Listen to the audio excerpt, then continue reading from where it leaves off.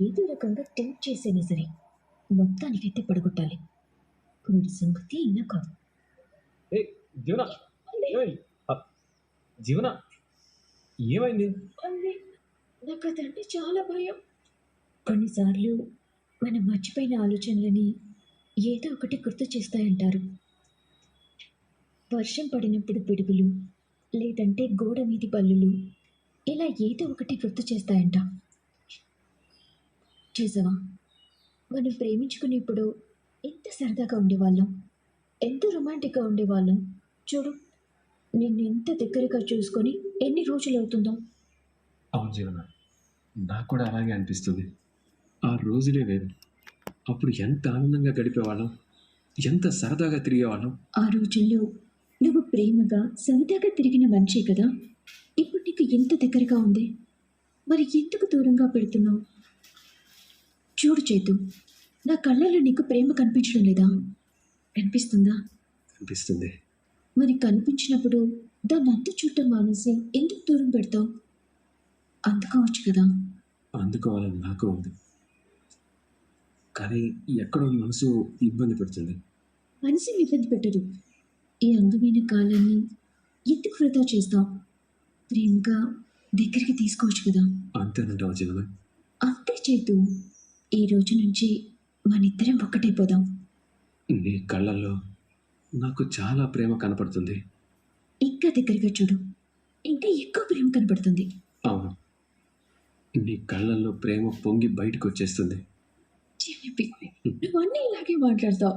నీ కళ్ళల్లో ప్రేమ ఎంత పొంగి బయటకు వస్తుందంటే, జాయిగా ఏదో రకంగా చైతన్య గారిని పడేసి లైన్లో పెట్టేస్తే ఆ మేనేజింగ్ డైరెక్టర్ పోస్ట్ నాకే వస్తుంది అన్నంతగా కనపడుతుంది. ఏ, నువ్వు మరీ ఇంత స్టూపిడ్లా ఉన్నావేంటి? రొమాంటిక్లో కూడా నేను కమర్షియల్ యాంగిల్లో ఆలోచిస్తానంటున్నావా? అప్పవే చెప్పావు కానీ నువ్వు రొమాంటిక్లో కమర్షియల్ యాంగిలే. అసలు నీకు ఈ రొమాంటిక్ యాంగిల్ మొదలైందే కమర్షియల్ యాంగిల్ వల్ల. నా దగ్గర కట్టింగులు ఇవ్వకు. సడన్గా ఉన్నట్టుండి ప్రేమ, సడన్గా ఉన్నట్టుండి బల్లి. ఏది బల్లి చూపించు, ఎక్కడుంది? ఆ, ఎందుకుంటుంది?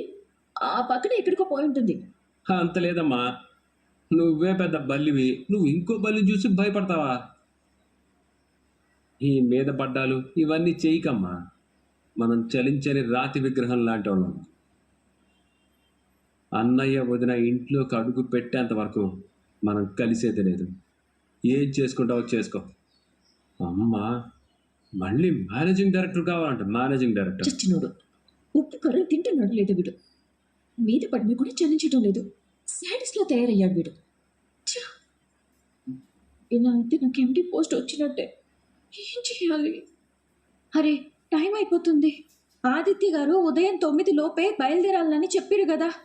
ఇంకా లేవలేదేందినా? ఆదిత్య గారు, ఆదిత్య గారు, ఆదిత్య గారు, లేవండి ఆదిత్య గారు, ఆదిత్య గారు. అబ్బా, లేవండి, మిమ్మల్నే. Good morning Anandi. డ్యూటీకి టైం అవుతుంది, త్వరగా లేవండి. నువ్వింత ప్రేమగా లేపుతావంటే నా అంతటి నేనే ఎందుకు లేస్తాను? రోజు నువ్వే వచ్చి లేపాలి. అయ్యో, ముంగట మీరు లేవండి ఆదిత్య గారు, ఇంకా అరగంటే టైం ఉంది. మీరు 9 కల్లా బయలుదేరాలని చెప్పారు కదా. ఇప్పుడు 8:30 అయింది. అరగంటలో మీరు స్నానం చేయాలి, రెడీ అవ్వాలి, టిఫిన్ చేయాలి, డ్యూటీకి బయలుదేరాలి. అబ్బా, అప్పుడే అంత టైం అయిపోయిందా? గిట్లనే పడుకునే ఉంటే గట్లనే టైం అవుతుంది. రండి రండి. ఈ తడారి చుట్టుతో నిన్ను ఇలా చూస్తూ ఉంటే ఎందుకో ఈరోజు డ్యూటీకి వెళ్ళాలనిపించడం లేదు. అయ్యో, మీరు పోయేదే ఫస్ట్ డే, మీరు ఫస్ట్ డేనే లీవ్ పెడతారా? లేవండి చెప్తాను, లేవండి. అబ్బా, ఏంటో భార్యతో మంచి అవకాశం దొరికినప్పుడు కూడా సరదాగా గడపలేని పరిస్థితి. మనం సరదాగా గడపనీకి ముంగట చాలా రోజులు ఉన్నాయి. ముంగట మీరు రండి చెప్తా, రండి.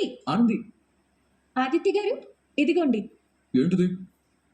ఏముంది, మీరు మధ్యాహ్నం భోంచేయనీకి ఇబ్బంది కాకుండా లంచ్ బాక్స్ పెట్టినా. ఏడబెడితే ఆడ తినకూడదు కదా. అరే, నువ్వు ఎప్పుడు లేచావు? ఎప్పుడు తలస్నానం చేశావు? దేవుడి దగ్గర దీపం ఎప్పుడు వెలిగించావు?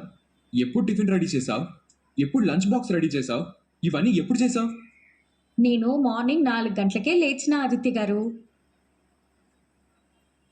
ఏంటానంది? నేను డ్యూటీకి వెళ్తే నీకు పనిష్మెంటా? హలో ఆదిత్య గారు, డ్యూటీకి పోయే భర్త ఉన్న ప్రతి ఇంట్లో ప్రతి ఆడది ఇట్లనే కష్టపడుతుంది. తను డ్యూటీకి పోయినా కూడా ఇట్లనే కష్టపడుతుంది. మీరు డ్యూటీకి పోయి మార్నింగ్ నుంచి ఈవినింగ్ దాకా కష్టపడరా? మీకోసం 1 గంట ముంగట లేచి మేం కష్టపడితే తప్పేంది? మీరు కష్టపడుతుంటే నేను హ్యాపీగా పడుకుని నేను మీతో పాటు లేవాలి అనుకుంటురా? తీసుకోండి. అబ్బా, ఏంటది? ముద్దు. ఎందుకు? ముద్దొస్తున్నావు. దేనికి? జనరల్గా చాలా మంది ఎవడో ఒకడిని చూసి వాడు చాలా అదృష్టవంతుడురా, వాడికేంటి అని చాలా మంది అంటుంటారు కదా. నేను అదృష్టం అంటే కేవలం డబ్బుతో మాత్రమే ఉంటుంది అనుకునేవాడిని. కానీ నిజమైన అదృష్టవంతుడు ఎవరో నాకు ఇప్పుడు అర్థమైంది. మన కోసం బ్రతికే ఒక మనిషి మనతో ఉండడమే అదృష్టం అంటే. నేను నిజమైన అదృష్టవంతుడు ఆనంది. నా కోసం బతికే ఒక మనిషి నాతో ఉంది. నా కోసం ఆలోచించే మనిషి నాతో ఉంది. ఇంతకు మించిన అదృష్టం ఏముంది? నేను అదృష్టవంతురాలేనండి. నా కోసం బతికే మనిషి నాతో ఒకరున్నారు. ఆదిత్య గారు, మీకు విషయం చెప్పనా? చెప్పానంది. నువ్వు ఏం చెప్పినా నేను వినాలనుకుంటున్నాను.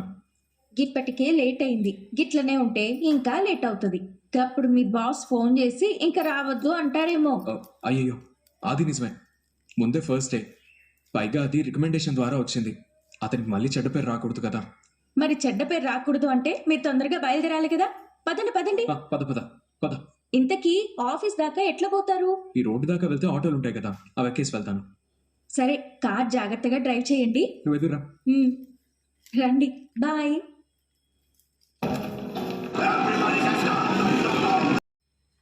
అత్తయ్య గారు ఇంత సీరియస్గా ఉన్నారేంటి? ఈవిడ సీరియస్గా ఉన్నారంటే ఏదో జరిగే ఉంటుంది. ఏమైంది? ఒక్క నిమిషం మేడం, చూస్తాను. జీవన, చూద్దాం, దిగు. ఏమైంది? బ్రేక్ డౌన్ అయింది మేడం. ఇది ఇక్కడ అయ్యేలా లేదు. దగ్గరలో ఏదైనా గ్యారేజ్ ఉందేమో చూసి మెకానిక్ తీసుకొస్తాను. అర్జెంటుగా నేను ఒక మీటింగ్కి వెళ్ళాలి. ఏంటి పరిస్థితి? అర్జెంట్ అంటే అవ్వదు మేడం. కనీసం 2-3 గంటలైనా పడుతుంది. గ్యారేజ్కి వెళ్ళి రావాలి కదా. సరే, నువ్వు త్వరగా వెళ్ళు. అలాగే మేడం. అత్తయ్య గారు, చేతికి కాల్ చేసి కార్ తీసుకురమ్మని చెప్పనా? వాడు వచ్చే వరకు మనం ఇక్కడ రోడ్డు మీద నిలబడతావా ఏంటి? ఏదైనా క్యాబ్ బుక్ చేయి. సరే. వినాయక, నా కొత్త జీవితం, కొత్త ఉద్యోగం, నా ఫస్ట్ డే, మొత్తం అంతా ప్రశాంతంగా జరగాలని దీవించు. అరే, ఫస్ట్ ఎయిడ్ వచ్చేసింది. చూసావా, నీకు పూలు పెట్టానో లేదో, నువ్వు నాకు అవకాశం ఇచ్చా. Thank you Vinayaka. ఆనందికి ఫోన్ చేసి విషయం చెప్తా. పండు ఆదిత్య గారు, నాకు ఫస్ట్ రైడ్ వచ్చింది. ఫస్ట్ రైడ్కి వెళ్తున్నాను.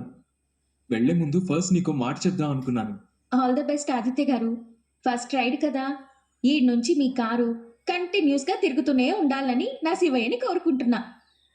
Thank you Anandi, thank you so much. జనరల్గా ఏదైనా కొత్త పని మొదలు పెట్టేటప్పుడు మా అమ్మ ఎప్పుడు ఎదురొచ్చేది. పెళ్ళైన తర్వాత నువ్వు ఎదురొచ్చేదానివి. చూసావా, ఈసారి నేను ఫస్ట్ రైడ్కి వెళ్తున్నాను. నాకు ఎదురు రావడానికి అమ్మ లేదు, నువ్వు దగ్గర లేవు. అరే, ఇంటికాడ ఎదురొచ్చినా కదా. అవునులే, ఎదురొచ్చావు. సరే ఆనంది, నేను వెళ్తాను. లేట్ అవుతుంది మళ్ళీ. అట్లనే ఆదిత్య గారు, once again all the best. Thank you Anandi. ఇంతకీ ఫస్ట్ రైడ్ ఎవరు బుక్ చేశారో ఏంటో. రైడ్ బుక్ చేసింది వీళ్ళ. ఇప్పుడు ఎలా? నేను తెలిస్తే అమ్మ కారెక్కదు. ఇప్పుడు ఏం చేయాలి? నేను తెలియకూడదు. అత్తయ్య గారు, మనం బుక్ చేసిన క్యాబ్ వచ్చేసింది. ఇప్పటికే లేట్ అయింది, పద.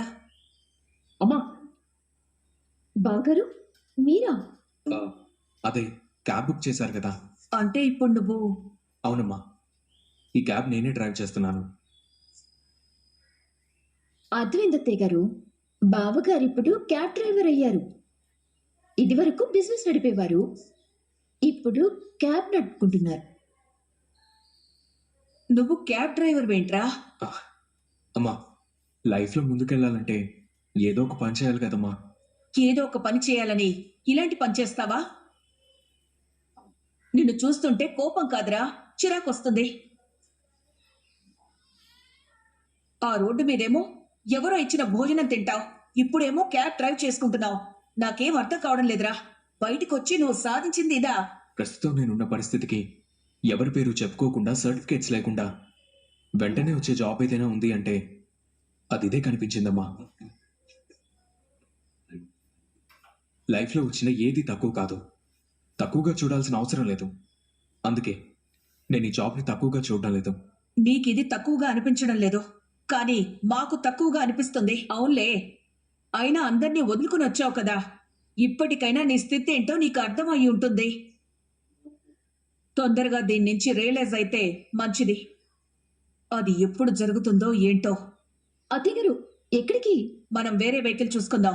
అయ్యో మనకి టైం లేదు కదా అత్తయ్య గారు, ఇందులోనే వెళ్దాం. పదండి బావగారు, కొంచెం పదండి. అత్తయ్య గారు అమ్మా రండి. కూర్చోమ్మా. చూసారు అత్తయ్య గారు, మనుషులకి వాళ్ళుంటున్న స్థాయి యొక్క వాల్యూ తెలీదు. ఆ స్థాయి పడిపోయినప్పుడే వాళ్ళకి ఆ వాల్యూ తెలుస్తుంది. డ్రైవర్ డ్రైవింగ్ చేస్తుంటే దర్జాగా కారులో కూర్చొని ఆఫీస్కి వెళ్ళే బావగారు ఈరోజు ఒక డ్రైవర్గా క్యాబ్ నడుపుకుంటూ మనల్ని ఆఫీస్కి తీసుకెళ్తున్నారు. మీకు ఎలా ఉందో కానీ నాకైతే గుండె తరుక్కుపోతుంది.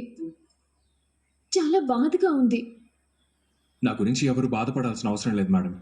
నేను ఎవరి మీద ఆధారపడకుండా, ఎవరి పేరు చెప్పుకోకుండా నా స్వశక్తితో నేను బతకాలనుకుంటున్నాను, అంతే. ఇలాంటి అవకాశం మళ్ళీ దొరకదు. ఏదో రకంగా అత్తయ్య గారిని రెచ్చగొట్టి బావగారికి అత్తయ్య గారికి మధ్య చిన్న గొడవ పెట్టాలి.